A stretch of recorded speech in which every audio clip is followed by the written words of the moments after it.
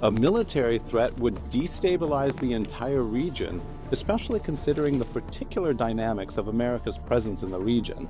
And so I think it's wise and prudent to have a force posture within the region that could respond and potentially, not necessarily what's going to happen, but if necessary, preemptively prevent the attack against thousands of American servicemen and other facilities in the region and our allies.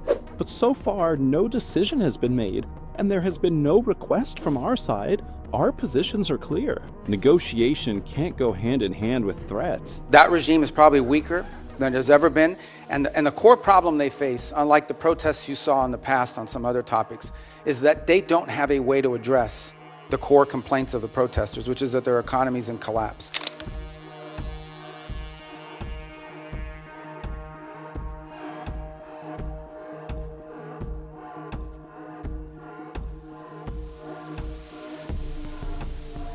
There's another beautiful armada floating beautifully toward Iran right now.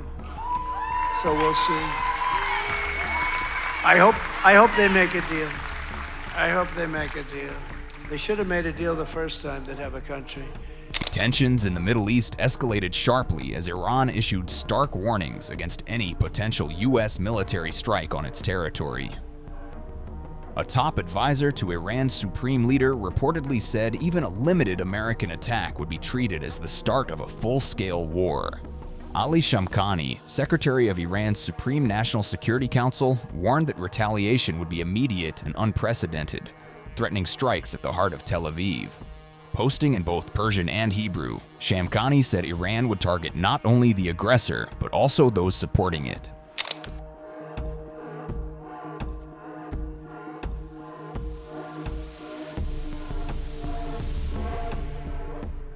Iran's foreign minister Abbas Araghchi echoed the warning, saying Tehran's armed forces were ready to respond instantly to any aggression. Araghchi said Iran remained open to a fair nuclear deal that guarantees peaceful use and no weapons. There has been no contact between myself and Mr. Witkoff in the past few days, and we have not made any request for negotiations. Of course, various intermediaries are reaching out.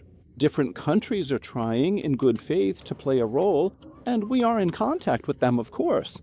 But so far, no decision has been made, and there has been no request from our side. Our positions are clear. Negotiation can't go hand in hand with threats, and talks should only take place when they stop making threats and excessive demands. A military threat would destabilize the entire region, especially considering the particular dynamics of America's presence in the region. I think this is a shared understanding throughout the region. The region is completely united against military threats, and everyone believes that instability will lead to major challenges for the region. That's why the countries in the region oppose this issue.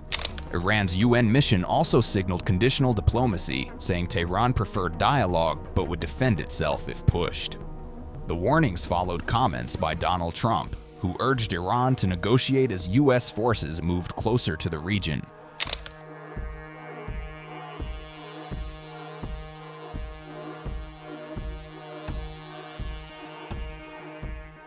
Trump described a growing American naval presence as an armada, led by the aircraft carrier USS Abraham Lincoln. The carrier strike group has entered the Indian Ocean and could support strikes or defend U.S. allies from retaliation. Trump said time was running out for diplomacy, warning that any future attack would be far worse than before. We're fully rebuilding the U.S. military with more than $1 trillion we're spending on the military.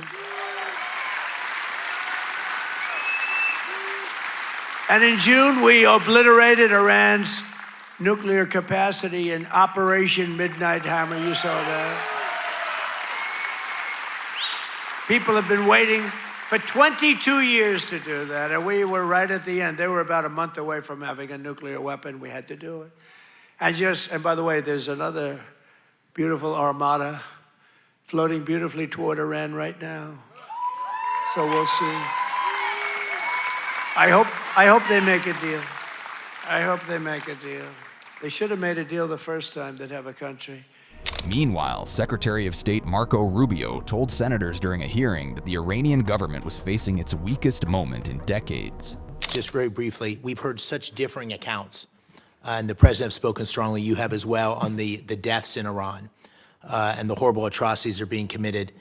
Can you give us some sense of, we see reports of thousands, tens of thousands. What's the State Department's best estimate of what's happened on the ground? Well, in the thousands for certain.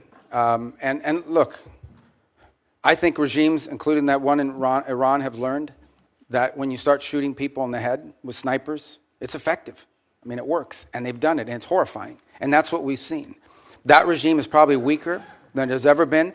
And the core problem they face, unlike the protests you saw in the past on some other topics, is that they don't have a way to address the core complaints of the protesters, which is that their economy's in collapse. And the reason why there's economies in collapse is because they spend all their money and all their resources building weapons and sponsoring terrorist groups around the world instead of reinvesting it back into their society. And as a result, have taken on massive global sanctions, which has isolated their economy and their country. And so that's what the Iranian people are demanding, is that they stop doing that and start caring about them and get these sanctions off them. And this regime is unwilling to do it. So the core challenge is the protests may have ebbed, but they will spark up again in the future, because this regime, unless they are willing to change and or leave, have no way of addressing the legitimate and consistent complaints of the people of Iran who deserve better. On the issue of our presence in the region, here's the baseline I want to set for everybody. The baseline is this: we have 30 to 40,000 American troops stationed across 8 or 9 facilities in that region. All are within the reach, theoretically, not theoretically, in reality, all are within the reach of an array of thousands of Iranian one-way UAVs and Iranian short-term ballistic missiles, short-range ballistic missiles that threaten our troop presence. We have to have enough force and power in the region, just on a baseline, to defend against that possibility. That at some point, as a result of something, the Iranian regime decides to strike at our troop presence in the region. The president always reserves the preemptive defensive option. In essence, if we have indications that, in fact, they're going to attack our troops in the region, to defend our personnel in the region.